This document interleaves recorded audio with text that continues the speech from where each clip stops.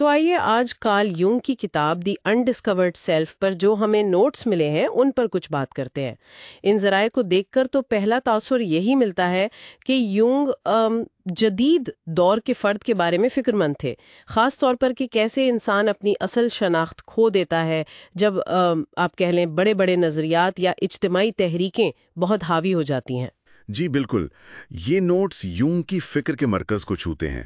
وہ ایک سوئس ماہر نفسیات تھے اور ان کا سارا زور فرد کے اندرونی دنیا، خاص کر لاشعور یعنی انکانشس کی اہمیت پر تھا۔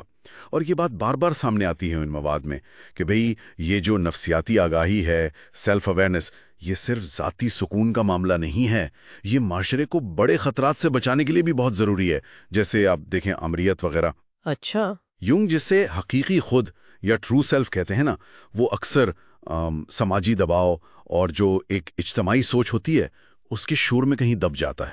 اور یہ بات واقعی بڑی دلچسپ ہے کہ یونگ کیسے ہجوم یعنی ماس کی نفسیات پر بات کرتے ہیں۔ اور نوٹس میں ذکر ہے کہ جب لوگ اپنی انفرادی سوچ چھوڑ کر بس ایک بڑے گروہ کا حصہ بن جاتے ہیں تو ان کی تنقیدی فکر یعنی صحیح غلط کی پہچان وہ کمزور پڑ جاتی ہے۔ ہاں بالکل۔ تو یونگ جیسے خبردار کر رہے ہیں کہ یہی وہ زمین ہے جس پر آمریت بہت آسانی سے پنپ سکتی ہے۔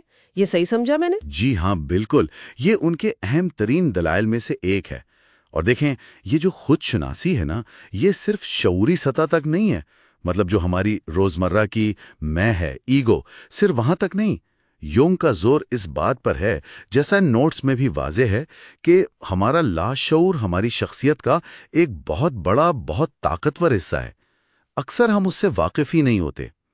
بالکل ویسے ہی جیسے ہمیں اپنے جسم کے اندر کیا چل رہا ہے اس کی پوری خبر نہیں ہوتی۔ صحیح۔ تو حقیقی خود شناسی، جسے وہ انڈیویجویشن کہتے ہیں، یعنی فرد بننے کا، مکمل ہونے کا سفر، اس میں اپنے لاشعور کو، اپنی انوکھی خصوصیات کو، یہاں تک کہ اپنے تاریک پہلوؤں کو سمجھنا، یہ سب شامل ہے۔ یہ صرف ایک اوسط انسان کی تصویر نہیں، بلکہ فرد کی پوری منفرد حقیقت ہے۔ ان ذرائع میں یونگ کی جدید سائنسی سوچ پر عقلیت پسندی پر تنقید بھی بہت نمایاں ہے۔ وہ جیسے کہہ رہے ہیں کہ جب فرد کو صرف ایک نمبر، ایک اسٹیٹسٹیکل یونٹ سمجھ لیا جاتا ہے تو اس کی جو اخلاقی ذمہ داری ہے اس کا احساس ہی ختم ہو جاتا ہے۔ جی، گویا ریاست یا کوئی بڑا نظریہ فرد کی جگہ لے لیتا ہے اور انسان کے اپنے ضمیر کی آواز دب جاتی ہے۔ یہ تو ایک طرح سے روح کو چھین لینے والی بات ہوئی۔ بالکل بالکل۔ اور اسی خالی پن کو بھرنے کے لیے، یا اس کا ایک ممکنہ جواب کہہ لیں، یونگ مذہب یا روحانیت کے ذاتی تجربے کی اہمیت پر بہت زور دیتے ہیں۔ یہاں وہ فرق کرتے ہیں، ایک ہے عقیدہ یا کریڈ، جو ایک اجتماعی رسمی چیز ہوتی ہے، اور دوسرا ہے مذہب، یعنی ریلیجن کا اصل ذاتی تجربہ۔ اچھا۔ ان کے نزدیک فرد کا کسی ماورائی طاقت، کسی ٹرانسینڈنٹ اتھارٹی کے ساتھ جو براہ راست اندرونی تعلق ہے، وہ اسے ریاست یا معاشرے کے زبردست دباؤ کے خلاف کھڑے ہونے کی ایک اخلاقی ہمت دیتا ہے۔ یہ ایک انفرادی لنگر ہے، اجتماعی شناخت سے ہٹ کر۔ تو یہ مسئلہ صرف مغرب کا نہیں ہے، مطلب صرف اقلیت پرستی یا مادیت پرستی کا۔ ان نوٹ سے تو لگتا ہے کہ یونگ مشرق کے جو اجتماعی نظام ہیں یا آمریت پسند رجحانات ہیں ان میں بھی فرد کی یہی بے قدری دیکھ رہے تھے۔ جی ہاں بالکل۔ گویا آج عام آدمی کا دور کہلانے کے باوجود فرد خود کو پہلے سے زیادہ اکیلا اور بے بس محسوس کر رہا ہے، بڑی بڑی طاقتوں، بڑے اعداد و شمار کے سامنے۔ ہاں، یہ خطرہ وہ ہر جگہ دیکھتے ہیں۔ اور اسی سے جڑی ہوئی ایک اور بہت اہم بات جو ان نوٹس میں ملتی ہے وہ ہے سائے کا تصور، شیڈو۔ سایہ؟ جی، یہ ہماری شخصیت کے وہ پہلو ہیں جو تاریک ہیں، ہمیں ناپسند ہیں، جنہیں ہم تسلیم نہیں کرتے، اور ہم کیا کرتے ہیں، ہم لاشعوری طور پر انہیں دوسروں پر ڈال دیتے ہیں، خاص طور پر اپنے مخالفین پر، چاہے وہ سیاسی ہوں یا کوئی اور۔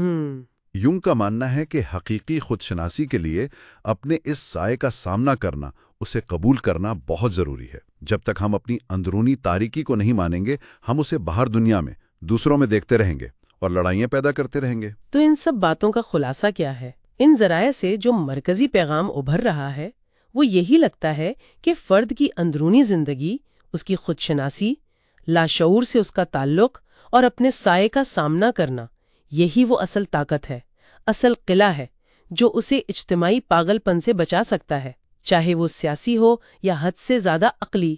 فرد ہی اصل حقیقت ہے۔ بالکل، آپ نے صحیح کہا۔ اور آخر میں ایک سوچ جو یہ مواد ہمارے لیے چھوڑ جاتا ہے، جس پر غور کرنا چاہیے۔ یونگ کا بنیادی خیال تو یہی تھا کہ معاشرے کی جو مجموعی صحت ہے وہ افراد کی نفسیاتی صحت اور ان کی تکمیل پر منحصر ہے۔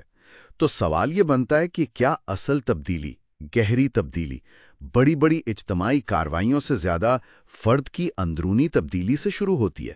خاص طور پر جب ہم اپنے سائے کو سمجھتے ہیں، اسے قبول کرتے ہیں۔ شاید یہ وہ سوال ہے جس پر آج ہمیں پہلے سے کہیں زیادہ غور کرنے کی ضرورت ہے۔